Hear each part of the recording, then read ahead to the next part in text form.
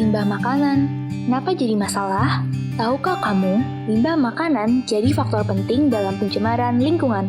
Jika limbah makanan global diibaratkan sebagai negara, maka jumlahnya setara dengan negara peringkat ketiga penyumbang gas efek rumah kaca. Ketika makanan membusuk, mereka menimbulkan bau dan gas metana ke udara. Gak cuma itu, sampah organik yang bercampur dengan sampah lain di TPA dapat menimbulkan limbah beracun yang mempengaruhi kualitas air.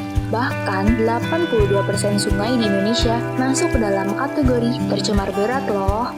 Faktanya, satu orang Indonesia menyumbang 300 kg limbah per tahun, membuat negara kita jadi peringkat kedua di dunia penyumbang limbah makanan terbesar.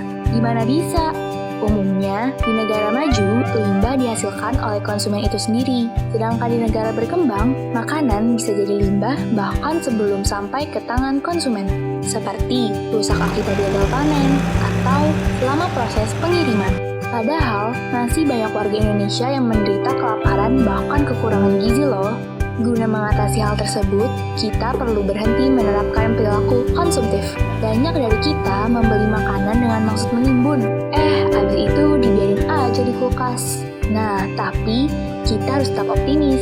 Ada anak muda asal Indonesia, Rendria Labde, yang menciptakan perusahaan bernama Magalarva. Bahkan hingga masuk daftar Forbes 30 Under 30 2021. Magalarva sendiri adalah pakan suplemen yang tinggi protein bagi hewan peliharaan. Lalu, apa spesialnya? Magalarva memanfaatkan limbah makanan untuk bahan pakan bagi Black Shoulder Fly, si tokoh utama dari usaha ini. Kemudian, larva BSF diproses 100% secara natural menjadi produk baru yang bermanfaat. Nah, sebagai individu, kita masyarakat Indonesia harus berperan aktif. Kita bisa berperan mulai dari hal sederhana hingga menciptakan inovasi. Jangan sampai kita jadi bagian dari pengrusak bumi.